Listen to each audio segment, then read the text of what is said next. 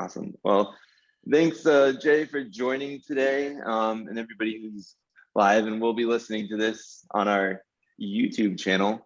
We're really excited today to have Jay James, MS, join us. You'll have to say your exact role, but he works with Joseph Phelps Winery, which the Insignia 2018 vintage is included in our Napa 2018 collection. So we're very excited to have you here today and to learn a little bit more about, what makes Napa unique overall, and then what really kind of makes Joseph Phelps even, that step above the winery, what you guys do and what makes Insignia so special. So thanks for joining us today. Great pleasure, Billy. Thanks for having me.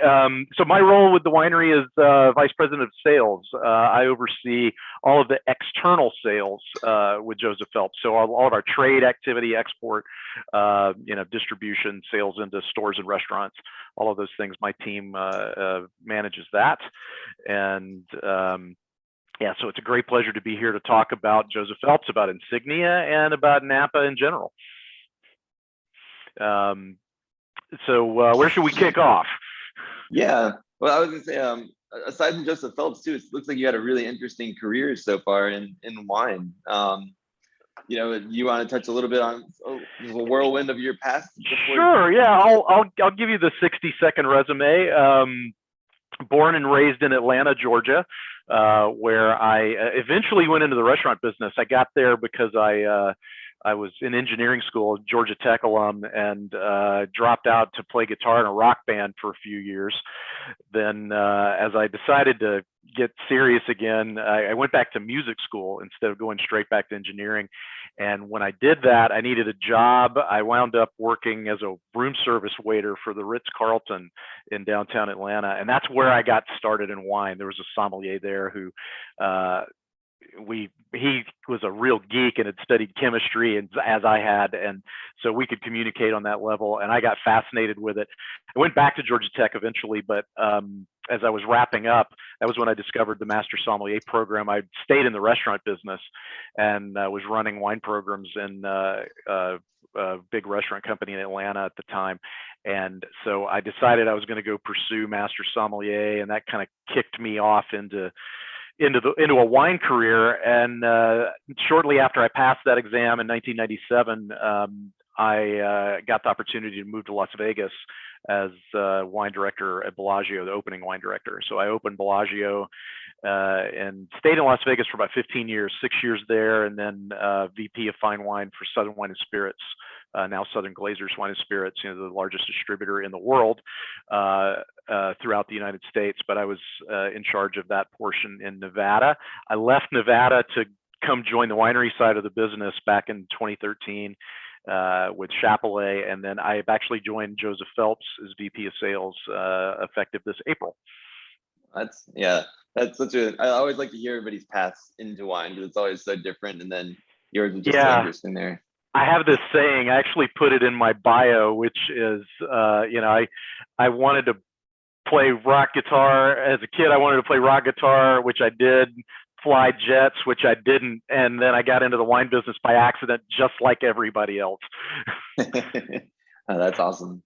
Well, I'm glad you, landed in Napa and are able to talk to us today about it. I think the best way to go about this order here would be kind of starting through how the climate kind of varies throughout the valley, and then we can talk about other topographical features and how those dictate what varietals are grown where. Well, I think that's a great place to start. So Napa Valley being world famous as a wine region, it didn't start out this way, but beginning in the 1970s, it became, we all sort of realized that what Napa did best was grow Cabernet Sauvignon and Cabernet and its cousins, which we'll call as a set the Bordeaux varieties, because that's where they originate from, in Bordeaux, France.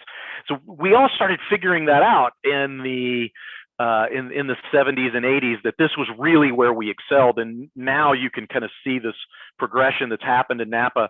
There's almost nothing but Cabernet and its cousins.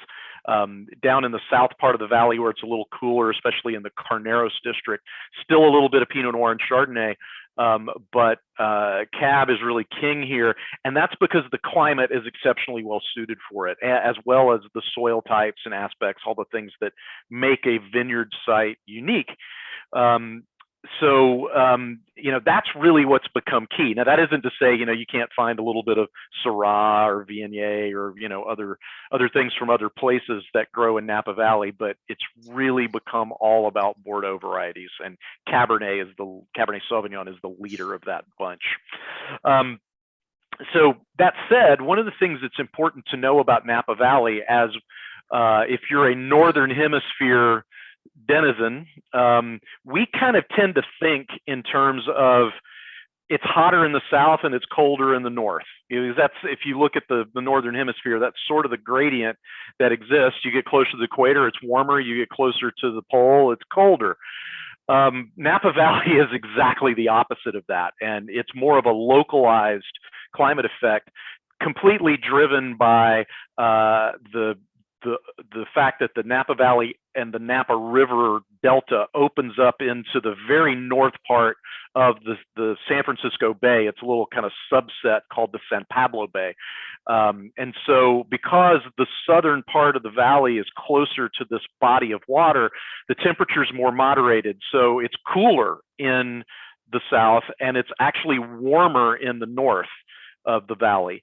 So as you move from the south to the north, in reality, the valley actually kind of runs southeast northwest a little bit.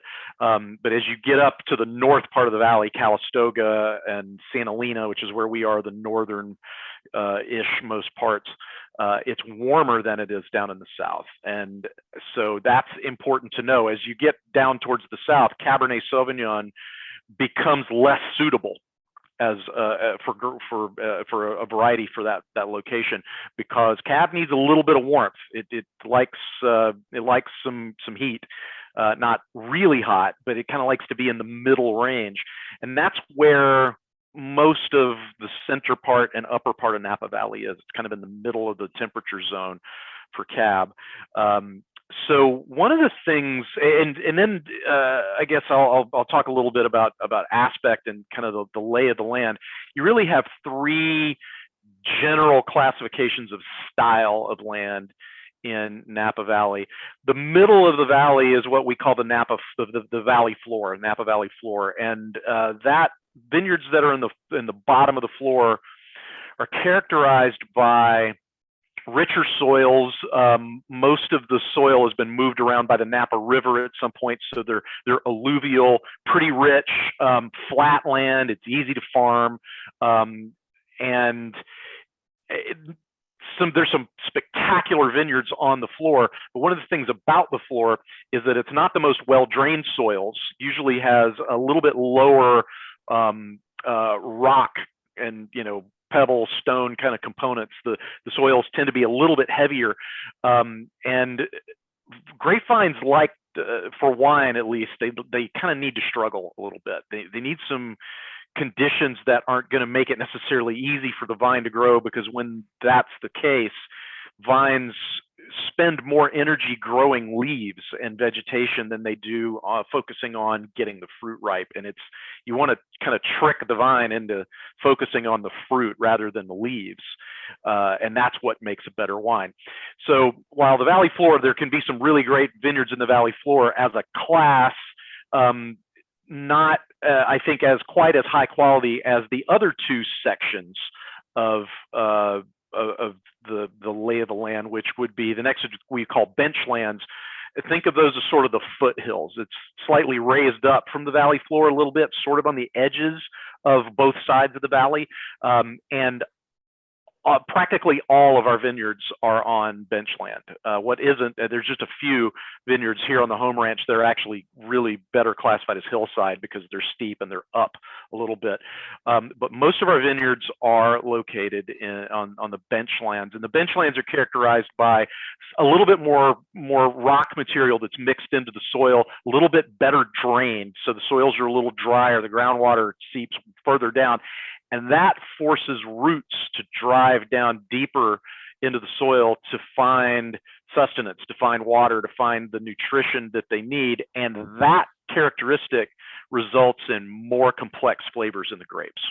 And then hillside vineyards, mountain vineyards especially, are steep, very rocky, really poor soils, difficult to grow grapes on, difficult to farm, much more expensive in every regard. But there's a benefit. When you grow fruit in the hillsides, in the steep hillsides, you get really small berries, really thick skins, very tight clusters, and a lot of intensity. And so, around the edges of the valley, you find a lot of really famous hillside vineyards and hillside vineyard areas that are known for that kind of power and intensity. Are there downsides to it? Sure. I just mentioned some, that it's really expensive, it's difficult to farm. And sometimes the climate that's on the valley floor and the benchlands is different than what happens up on the mountains. And that can be good and bad. There are years like 2011 is a good example. It was a really hard year on the valley floor. It was really wet and cold, and it was a vintage where you wanted altitude more than anything. And so even though the vintage was kind of panned by all the critics, there are some really remarkable 11s that were made up in the hills in Napa in that year. 2015 was kind of exactly the opposite. It was a cold spring, and we had a lot of a condition we call shatter in the early part of the year, where the grape bunches don't develop really well. Well, in 2015, the valley floor and the benchlands had not a lot of shatter, but the mountains were destroyed because of just what the climate was. It was a little colder up there during the time that fruit set happens. And so you get that was a year being in the mountains was not a plus. So that's, I guess, the thing I'd like everybody to take away from that little discussion is that, it's wrong to say that any one part of the valley is always better than the other, because there's definitely variable. Yeah, so I think there's a couple things you mentioned there that I would like to touch on. One is we have this companion box that we've sent to some of we have available for our consumers to kind of go along if they invest in the collection. And it has a 2011 Stag's Leap in it, which is interesting because that was above that inversion layer, or above those clouds, and it actually— It's Stag's Leap Winery or Wine Cellars? It's from the district. It's not from the actual— I see. Yeah, sorry. So it's from Stag's Leap District. Yeah, I definitely need to clarify that. Gotcha. It was made by Watermark. Phil, I'm missing his last name, but he's the winemaker Diamond Creek. He has his own label. But it was really interesting to taste that and compare it to some other Napa wines from the same year. But one thing I would like, could you elaborate on why the higher ones that year and how it was cold and wet? I think some people don't understand how big some of these mountains are and how the fog and clouds can settle below. Yeah, that's a great question. So prior to joining Joseph Phelps, when I first moved to Napa Valley, I spent 7 years, almost 7, as director of sales at Chapelet Vineyards, which is on Pritchard Hill, kind of up above Stag's Leap and the eastern part of Oakville. High altitude. The vineyards range from on Pritchard Hill. They're not the only grower there.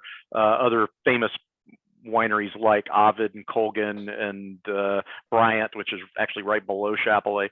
So the vineyard range there is from about 800 feet above sea level to a little under, about like 1600, 1650 are the highest vineyards. So that's how far above sea level they are, and the valley floor is at about 50 to 90 feet.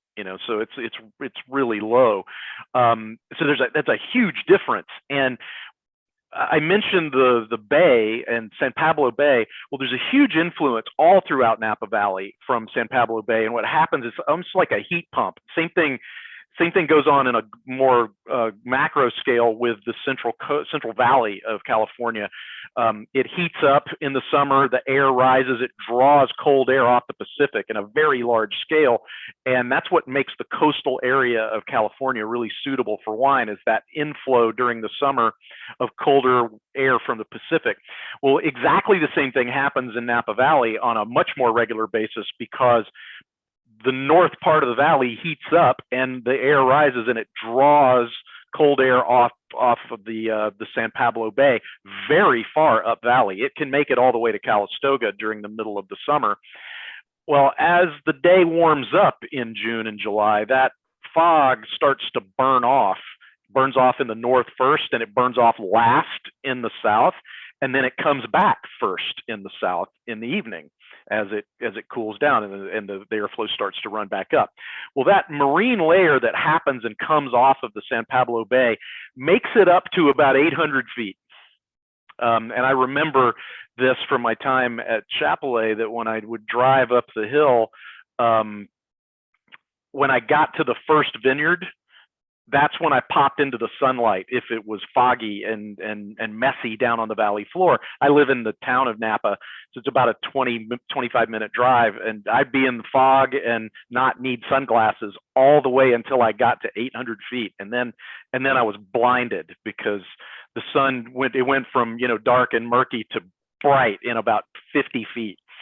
So that kind of gives you an idea of what the difference can be. So those vineyards there, and then in other places like Howell Mountain and Mount Veeder and Spring Mountain, the vineyards that sit above that fog line get more sunlight. They're not necessarily warmer because it's cooler as you get up higher, but they get more sunlight, they get more UV exposure, and that thickens the skins of the grapes because the soils are almost universally poor. When you get to that kind of altitude, you see, that's when you see smaller berries and smaller clusters, and vine vigor is very much reduced. So when that happens and it's difficult for the vine to grow, vines have some kind of a brain, quote unquote, where they have a natural reaction. If it's difficult for them to grow, they will put their energy into getting the fruit ripe because that's how they reproduce. And that's what we want to see pretty much anywhere, but you especially see that in the mountains. And all of those things kind of add up to giving you more intense fruit in the mountains with respect to tannins and to berry size. You get more skin to juice ratio. The benchlands kind of mirror that. They're not quite as intense as the higher mountains, but they do more of that kind of thing, especially with deeper drainage than you find on the valley floor. So that's kind of how I would characterize it all. That makes a lot of sense. Yeah, you kind of touched on it, but before we move on, can you just elaborate a little bit more about why the small bunches and small berries are good for, especially for red wine making, as opposed to Yeah, so red wines are red because they spend time on the skins. If you take a red grape and you squeeze it, white juice flows out of it. Almost always. There's a small set of grapes that actually have red juice, but they're pretty rare, and none of the famous ones are like that. So a Cabernet grape, a Pinot grape, you squeeze it, you get white juice. It only becomes red when it sits on the skins, and the skins are, they deliver the tannins and the color that make up a red wine. And so when you're growing fruit, it's not just about getting juice. You want the right ratio of juice to skins so that you get the level of intensity that you want out of your red wine. There's an analogy, like it's almost like making a cup of tea with a tea bag. If you pour the hot water in the cup, you put the tea bag in. If you leave that tea bag in for 2 minutes, you get a kind of mild, lighter cup of tea. If you leave it in for 10, you get a very astringent, powerful, strong cup of tea. And winemaking works the same way with red wines. You leave the red wine on the skins for longer, you get more of that depth and intensity of tannin and structure and power. But there's also a balance to that. You can overdo it really easily. And so what winemakers typically want is they want fruit to come off the vine, out of the vineyard, with the balance that they're looking for the kind of wine they're trying to make. And that varies from variety to variety, from winemaker to winemaker, and from vineyard to vineyard. So there's it's a giant jigsaw puzzle matrix sort of thing that has to be taken into account. Oh yeah. I think consumers these days probably don't hear quite as much, but the term skin ripeness or phenolic ripeness is becoming more and more popular as everybody's not looking for giant alcoholic wines anymore. Yeah, and not necessarily. And the giant alcohol power comes from sugar. Right. The more sugar you get, the more alcohol you get. But when you're growing red fruit, you also have to take that phenolic, tannin, anthocyanin balance into account. And those words I just said are all things that come from the skins. Right. Mostly in small components, the seeds, but we really care mostly about the skins. And part of getting the fruit ripe is not just getting it to the right sugar level. It's also getting the physiological components. All of those things kind of wrap up into physiological ripeness. And the real talent with great vineyard management and great wine growers is getting the sugar to ripen at exactly the same time as the phenolics and the physiological ripeness. And that's the real trick. And it's one of the things that makes some places better to grow wines and certain grape varieties than others. For example, we grow Pinot Noir and Chardonnay out on the far west Sonoma coast with the Joseph Phelps Freestone project. And, that's a terrific place for Chardonnay and Pinot Noir. You couldn't grow Chardonnay and Pinot Noir like that here, even in Carneros. It doesn't work the same. The climate and the aspect and all of those things are right for those grapes there in a way that they wouldn't be here, even though we're not that far apart. We're talking about like 30 miles, 35 miles. It's not very, as the crow flies, it's not far. But here, Cabernet Sauvignon, all of those elements add up to the right thing for Cabernet. And that's what has made Napa Valley famous. Yeah, no, it's just really interesting to see people moving from only looking at sugar and like bricks to now trying to balance them, and it's really interesting. But that's a great segue. It would be great now to talk about how the Joseph Phelps, especially with Insignia, goes about getting that perfect balance each year, and how your guys' model of the different vineyards kind of allows you to kind of pick where this happens. That perfect balance happens the best, and how you're able to really highlight that fruit each year. It's a great stepping stone to that. So I'll start out with a little bit about what Insignia is. So Joe Phelps, our founder, came to Napa Valley, came to California as a construction company executive. His family had a construction company, and he took it over after being in the Navy, and then turned it into the biggest construction company in Colorado. He came out here actually to build BART, the Bay Area Rapid Transit, as well as a bunch of other projects, and kind of fell in love with wine while he was out here in the 60s and early 70s. And in 1973, he decided, all right, I'm going all in. I'm taking the plunge. And he purchased what is now our St. Helena home ranch, 650-ish acres that was formerly cattle ranch. And had never been vineyard before. And he decided, okay, I'm going in, I'm planning a vineyards, and I'm going to build a winery and get started. So our founding was in 1973. We've got our 50th anniversary coming up pretty soon. So shortly after he did that, he had this idea that, I want to make a wine that's like special, that's superior. And his vision was originally not centered around Bordeaux varieties, but that I'm going to take the best that I have in the cellar every year, and I'm going to make a separate wine from the varieties I'm making, like Cabernet Sauvignon. And at that time, there was Chardonnay and Johannesburg Riesling and all kinds of stuff. Syrah as well. Joe was the first person to plant Syrah in California. And that's, a small part of our program still. So Joe had this idea, and he didn't know what he was going to call it. And he's shaving one morning, as the story is. He's shaving and he's thinking about this. And I mentioned he's an ex-Navy guy. When Navy men are in their and women are in their dress uniforms, they've got you've probably seen this. They've got, on their left chest a whole bunch of ribbons and medals and things, and that kind of indicates their performance in the military. And those things are collectively called your insignia. And suddenly, that clicked with Joe. That's what I'm calling the wine. My best wine is going to be Insignia. And so the very first vintage of it in '74 was Cabernet and Bordeaux varieties. but that wasn't necessarily the plan. It just kind of emerged that this was the best of what we did. And so soon after, I think, the launch of that wine, we realized that, well, the best thing we can do is Cab and its cousins. So that's what started it. But with that launch, Insignia became the first proprietary red blend, the first Bordeaux red blend. And I like to call it the wine that launched 1,000 wines, because a lot of famous wines that are made in that way, like Opus One and Quintessa, et cetera, that whole model came from Joe Phelps and Robert Mondavi and others that were, the sort of the modern pioneers of Napa. All have credited Joe Phelps as being the origin of that concept. And so, we still carry that torch and bear that as as a part of the legacy of Joe Phelps and the Joseph Phelps Vineyards. It was the creation of Insignia and that whole class of wines. So that's where it started.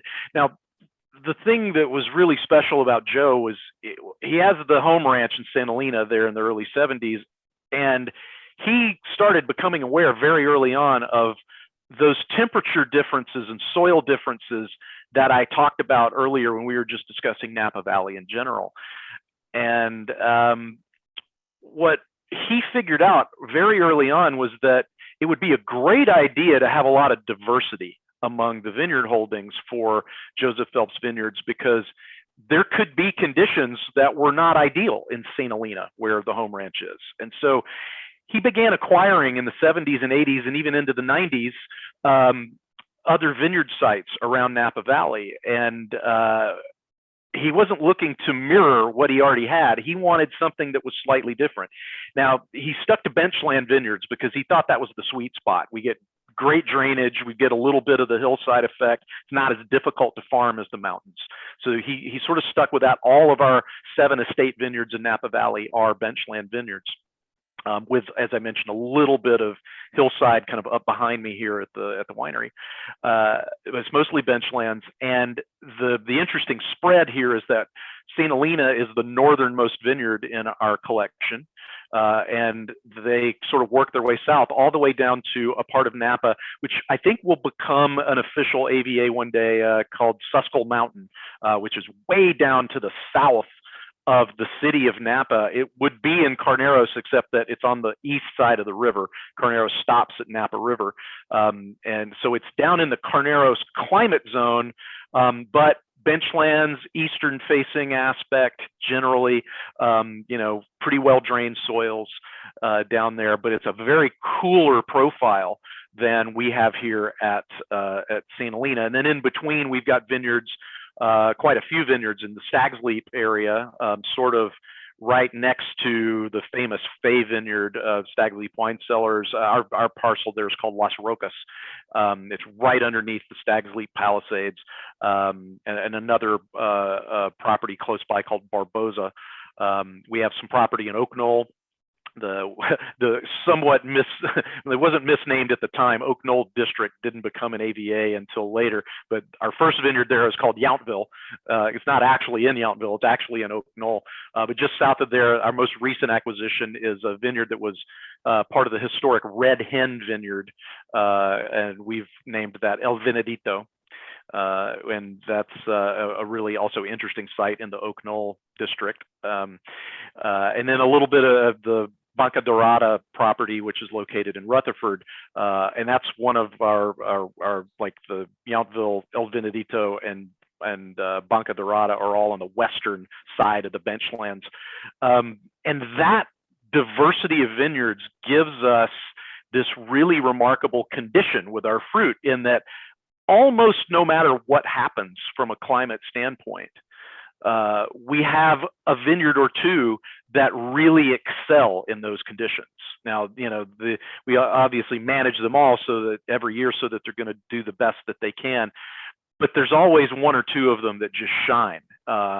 And so that gives us a base of excellence to work from to craft Insignia every year. The heart of Insignia tends to be the Stag's Leap properties, because they're kind of in the sweet spot. They're not the furthest north or the furthest south, and they really deliver this sort of broad base of, and Stag's Leap is famous for I think Warren Winiarski said, the iron fist and a velvet glove. I love that quote, because I find the wines of Stag's Leap very much like that. They really come across with this silky, beautiful texture, but they pack a lot of power in a soft envelope. And so those vineyards have kind of become the backbone of Insignia. And Ashley Hepworth, our winemaker, she has this remarkable palette of fruit to work with every year to find the very best of what we have, and then use all of that to assemble Insignia.